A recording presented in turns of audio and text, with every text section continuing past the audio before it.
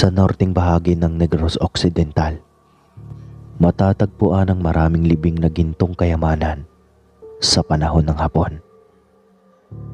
Nalaman ko iyon dahil ako mismo ay minsan na naging mananaliksik ng ganitong libing. Marami na rin sa mga kasamahan ko ang ngayon ay yumaman na, at marami na rin ang ngayon ay nakabao na sa hukay. Hindi kasi lahat ng mga treasure hunters ay maswerte sa buhay. Lalo pat hindi lahat ng nailibing na kayamanan ay purong ginto o diamante lang. May kasama itong lason o di kaya'y bomba. At pagmamalasin ka ng ganoong area ang iyong mahuhukay, siguradong hindi ka na masisigatan pa ng araw. Ako nga pala si Nonoy ng Negros. Naging treasure hunter ako nang halos ilang taon sa pangarap kong maging mayaman at maiahon ang aking pamilya sa kahirapan. Marami na kasi ang taga sa amin na aksidenteng nakahukay ng tibod na naglalaman ng ilang diamante, at mayroon ding aksidenteng naraanan ng araro ang isang kahon ng gintong barita.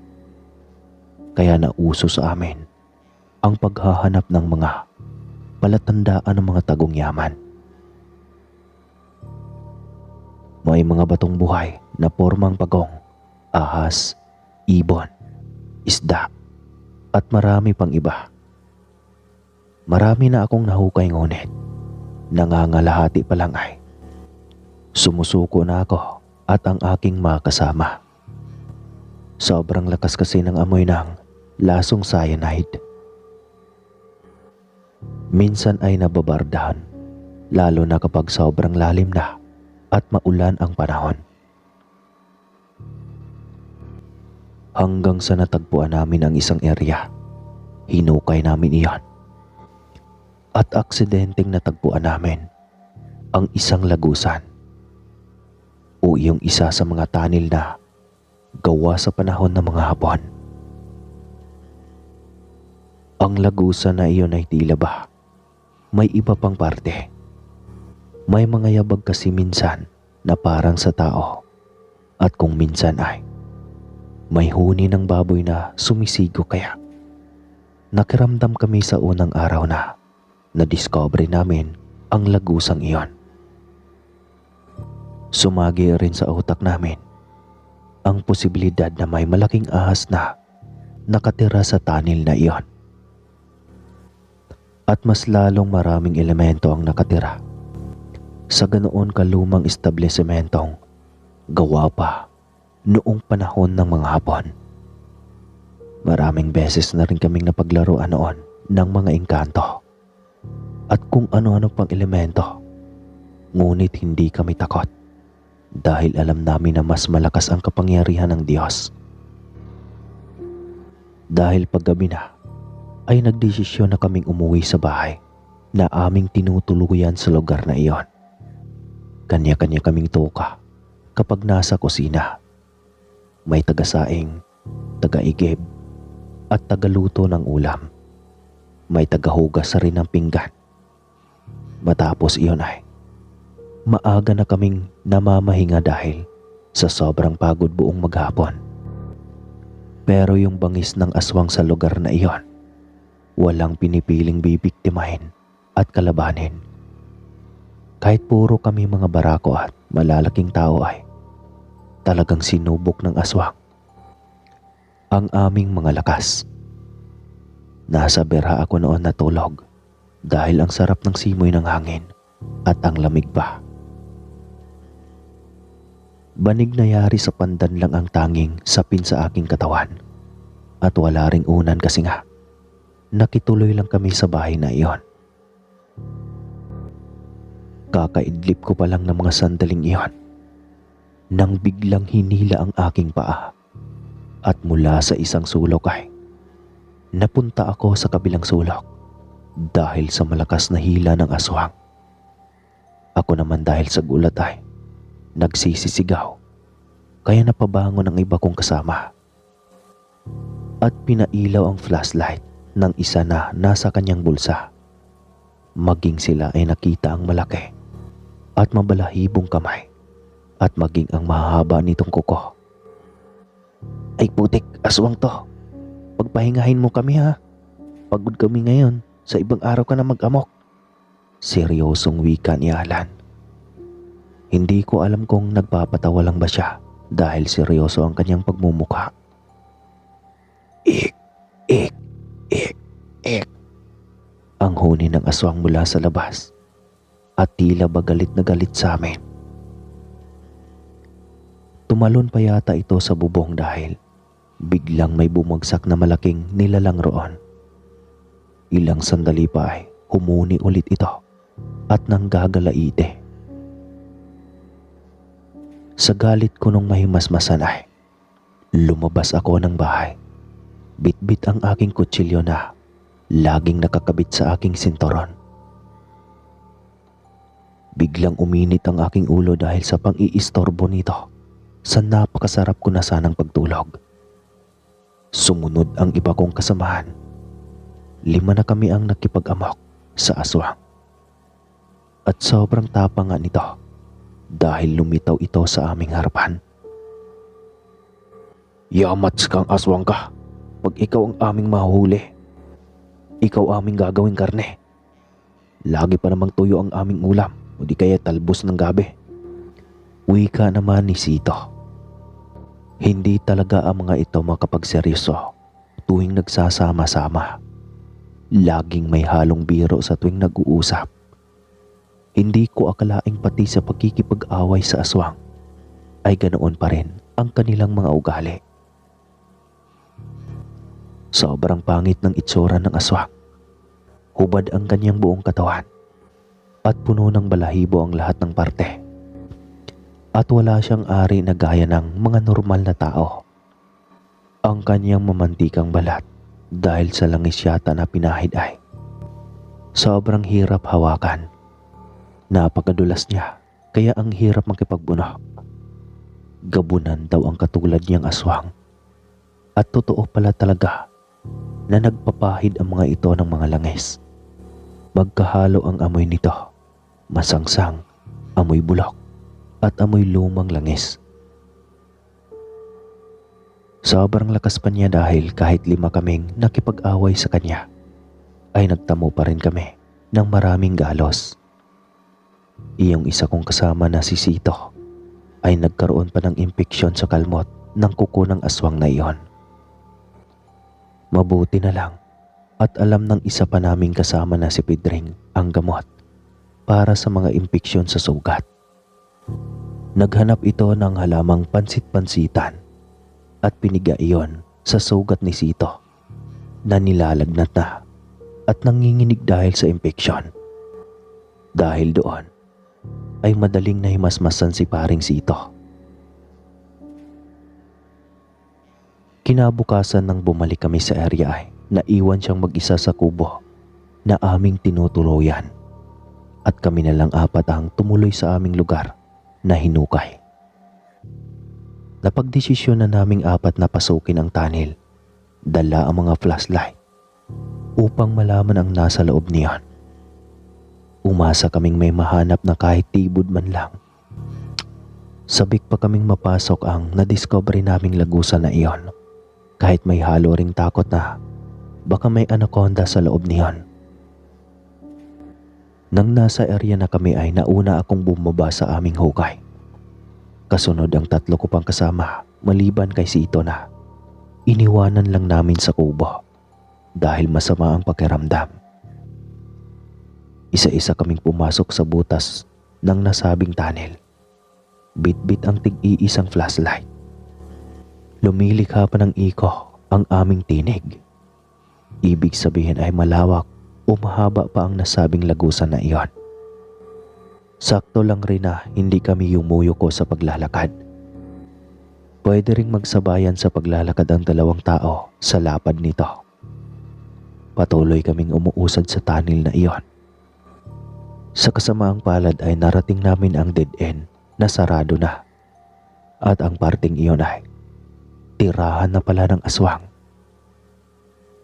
Sobrang sangsang ng amoy at ang daming nagkalat ng mga buto ng tao.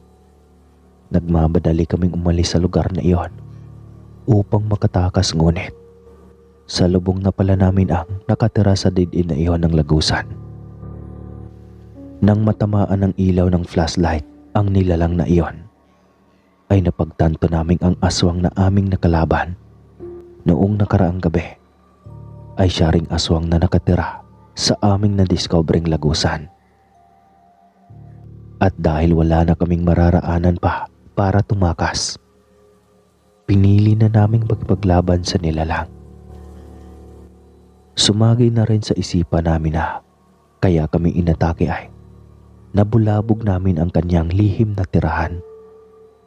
Kita ang galit sa mga mata nito. Buong lakas kaming sinugod ng nilalang at sa bawat paglaban namin, gamit ang aming mga dalang patalim ay siya ring liksi ng pag-ilag ng aswang. Lago tayo nito, ang lakas niya, wika ni Pedreng. Si Alan na siyang pinakamaliit sa amin ay hinawakan ng dalawang paa at nilambitin sa ere, kaya mabilis naming dinaluhan para makuha sa mga kamay nito.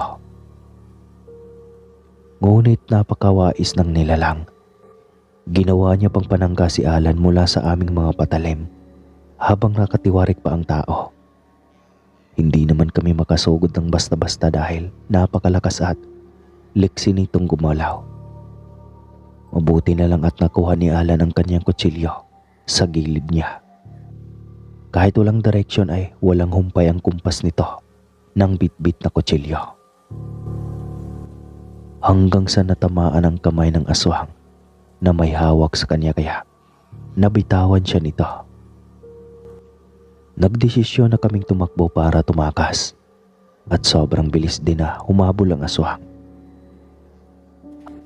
Halos lumulundag lang ito, kaya napakabilis din namin kumaripas ng takbo. Ngunit dahil sa sobrang mataba si paring Pedreng ay nahabol ito ng aswang at nahuli.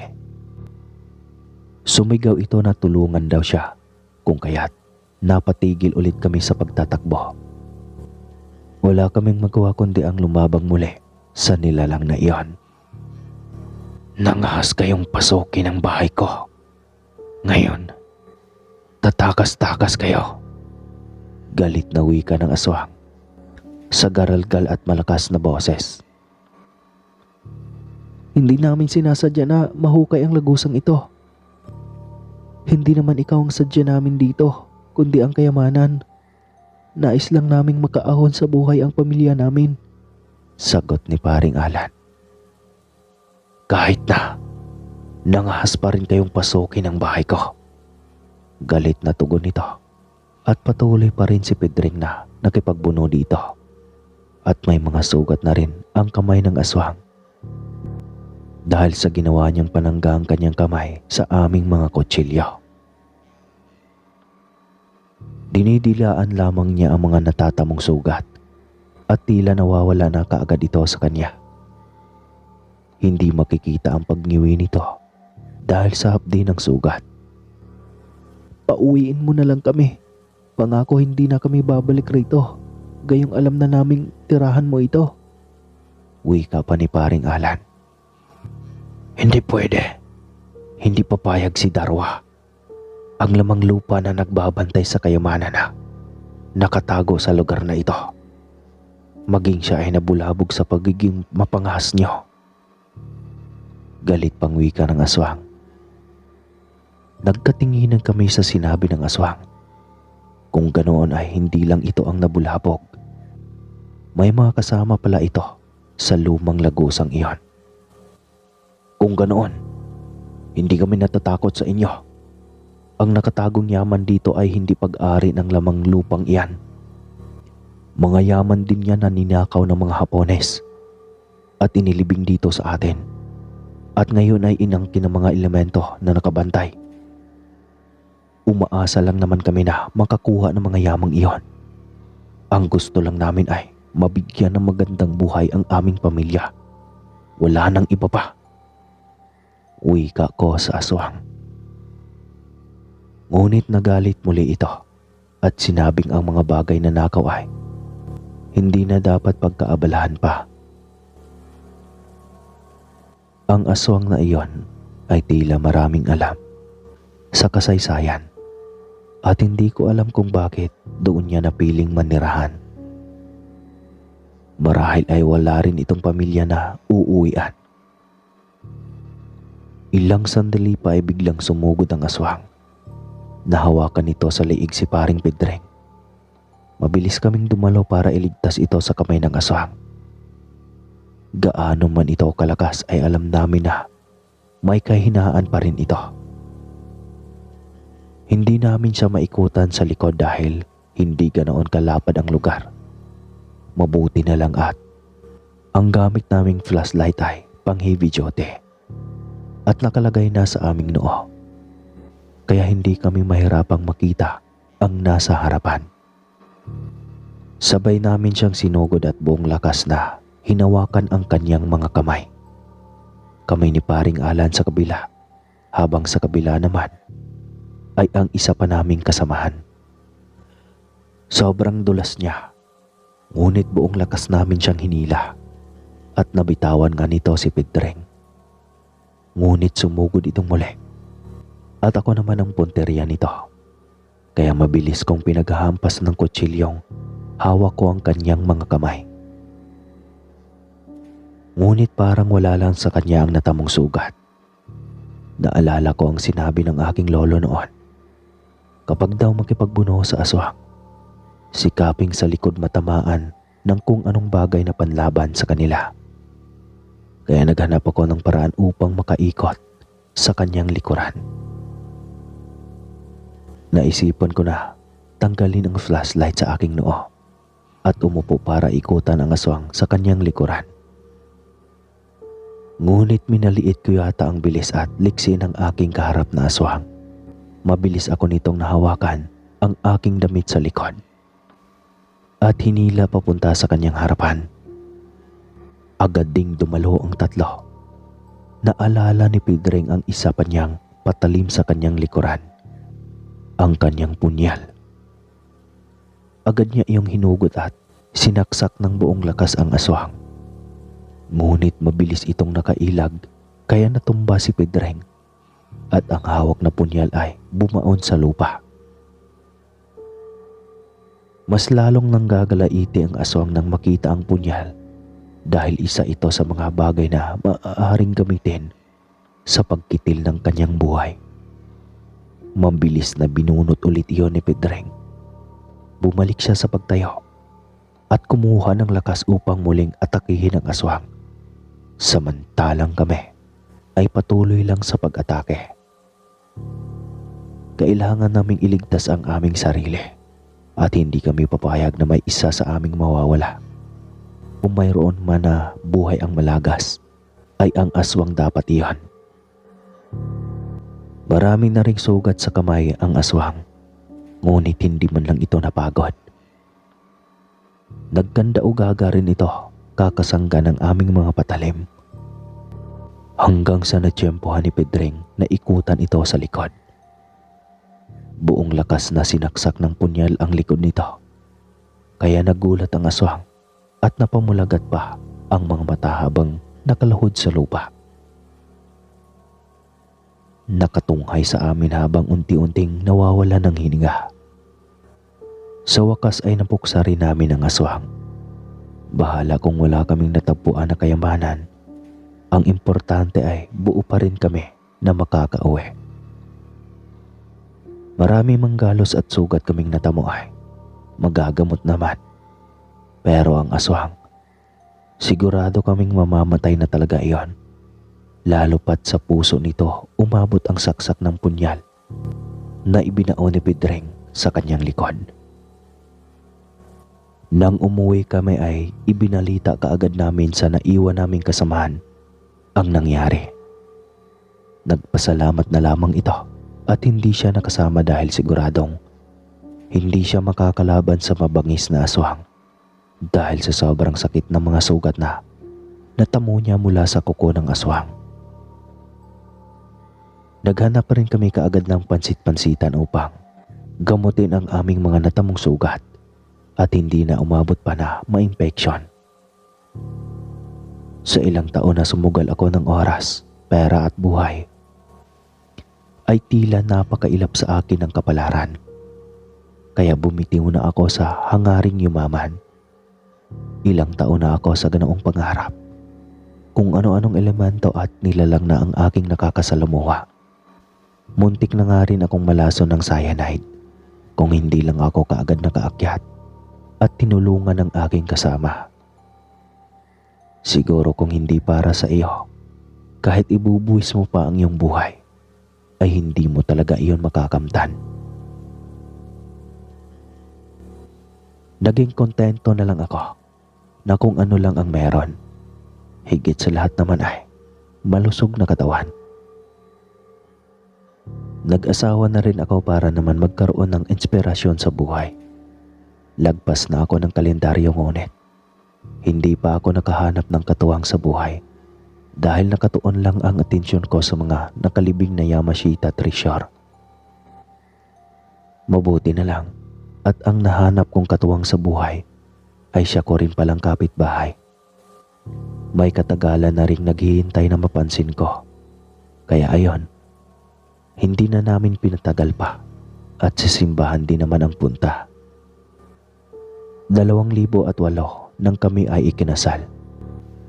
Ngayon ay may 3 supling na kami na nagbibigay lakas sa lahat ng hamon ng buhay. Dapat lang nating alalahanin na huwag tayong maghangad ng sobra. Makontento tayo sa kung anong bigay ng nasa itaas dahil siya ang may alam sa lahat. At hanggang dito na lang po. Maraming salamat po sa lahat ng nakikinig. Muli po, ako po si Nonoy ng Negrosanon. Ingat palagi mga single, mahal ko kayo.